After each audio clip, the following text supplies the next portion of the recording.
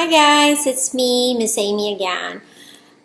This is my second video. The first video, I was teaching you guys how to pass the initial interview so that would be your first step to your career in the call center industry.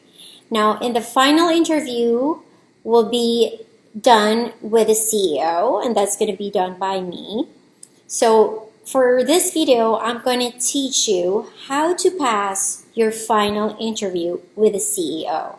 Okay, so there are, I would say, about 5, 6, maybe 7 questions that I normally ask applicants during the final interview.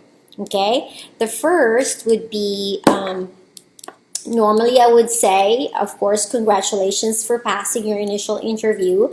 What that means is your communication skills are at par with your company standard, and that the purpose of this final interview to see if you have the right attitude or work attitude or the soft skills that we're looking for, and see what fits, what type of program would fit your skills. Okay, so these are the most common questions I ask during the final interview, and this will help you nail it and pass the final interview so you can start your training and be successful in the call center career that you want to start.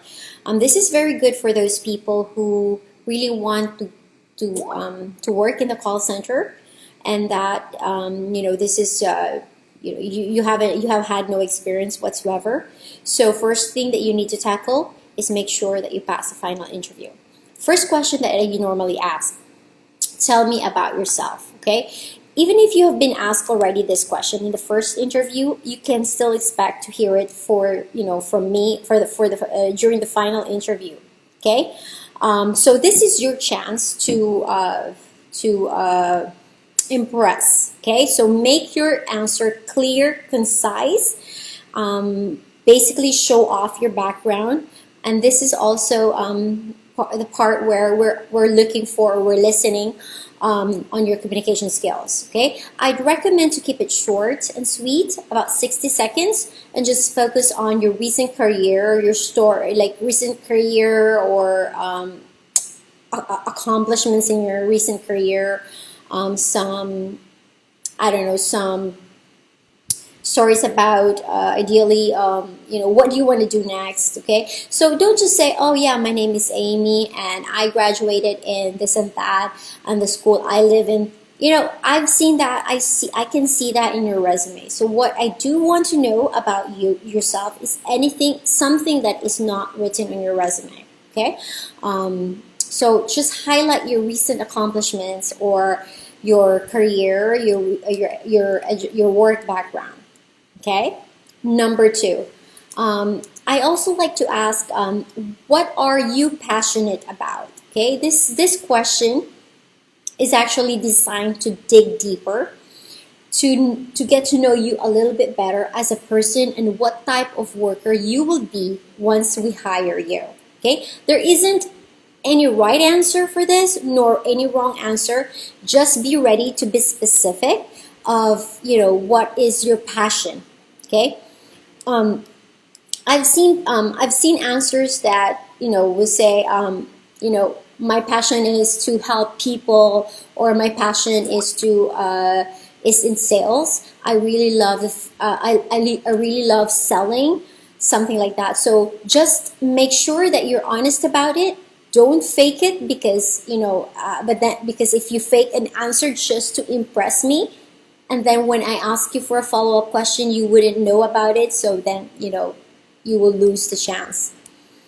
Another question I do ask a lot of times, or probably in every interview, I would say, what motivates you? Okay, this question is almost similar to the what is your passion? Okay, essentially, as an employer, I want to know what motivates you, other than money, of course. I mean, we all work for a paycheck, and I know that. Okay.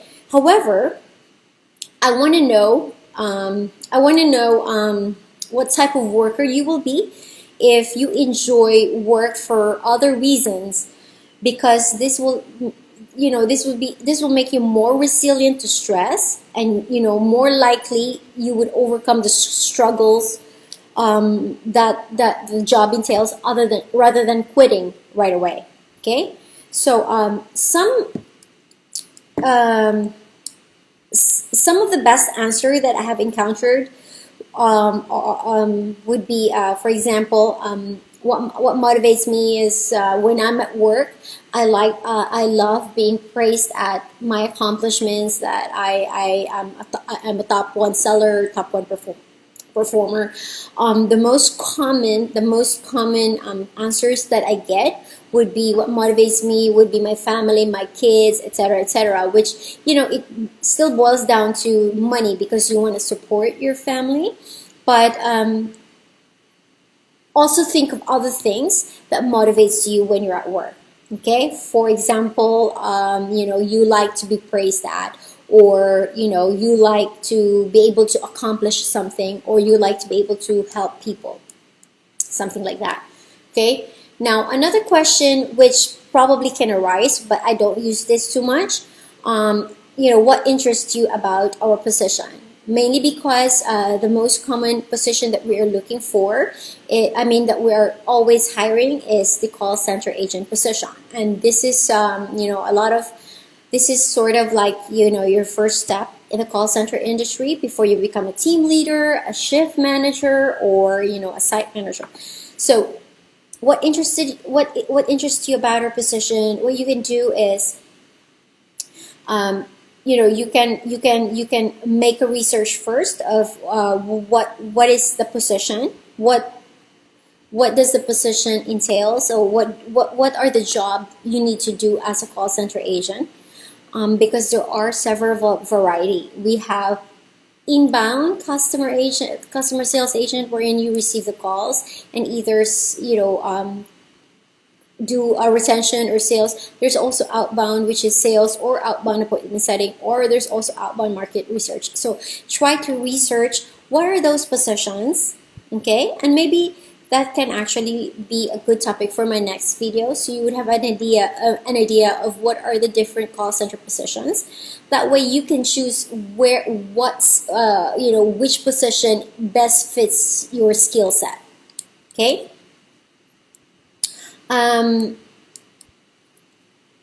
Another question that I usually ask in almost to the last part is, where do you see yourself in the next 5 years? Okay. As an employer, I want to make sure that this position fits your long-term career goal. Okay, before I hire you. Why? Because I want somebody or someone to stay with me or with the company in the long term, because that person will be a good investment. Okay, it costs the company a lot of money to hire and train you, or the applicant or the employee. It costs us a lot of money. For how many months we'll be investing in you before you even start producing at a high level. Okay, so we don't want somebody who just wants to work because it's summer and they don't have school. They're off from their school and they want to work for just 3 months. Okay, for the first 3 months that you're working with me, believe me guys, you're not gonna be contributing money to the company just yet. This is the time where the company is investing on you, investing on your paying you salary, paying a trainer to train you, and coaching you. After that 3 months time, I would say, we can see if there is a progress. That's the time you are slowly contributing to the company. Okay, so we want to see, with the question, where do you see yourself in the next 5 years, in the next 10 years? We want to see people who who wants to stay long term with us. Okay, another question that I also like to ask, because it gives me an idea of who you are as a person. I would ask you, what did you like most about your last job, and what did you like less, or what did you hate most about your last job? Okay, this question, as an employer, this would help me determine if you will enjoy the job that or the position that we have here for you, and if you would really stay long term. Okay, this is a very common final interview question. Another one that I asked in the last part is your salary expectation. What do you desire to get? Okay, I usually ask this because we don't want to waste each other's time. So if your expectation as far as salary is concerned is so up there, high up there, I don't want to waste your time, and I don't want to waste my time either. Okay. However, I still would ask, are you willing to start off on, an adjusted salary rate while you're still in training? Okay. Normally the person will say yes. As I've observed, us Filipinos, we are so scared to say no. Okay, that's one thing that I actually would like to train our employees to. Don't be scared to say no, and say what you mean and mean what you say. Okay, so that way you're not wasting your time and you're not wasting other people's time. Okay, I do understand if you say no because I have a certain budget per month that I need to make. I cannot accept this type of salary. That's fine by me. Okay, I totally respect that. But if you say yes, and then later on, you just quit the training, that's a waste of your time and a waste of our time as well. Okay, what's next? Let me see in my list. Okay, so I think that's pretty much everything. When you're going to do the final interview, again, we don't do face-to-face interview anymore. Interviews is done remotely using the several platforms like Viber, Skype, Messenger calls, or the regular phone calls, or the regular hard phone. So just try to be ready during the final interview, and make sure you have a quiet background so you can really focus on answering your questions, and you can focus and be able to hear what are the questions. Okay. Although sometimes technology fails us, I do understand that. I did have a situation where I gave second chances to the applicant, and I asked the applicant to call me back the next day, in the hopes that the connection would be much clearer. Okay. All right. I think that's pretty much it for today. That's 12 minutes or 13 minutes of short video. Not too short. But hopefully I can help you with this video that I'm making today.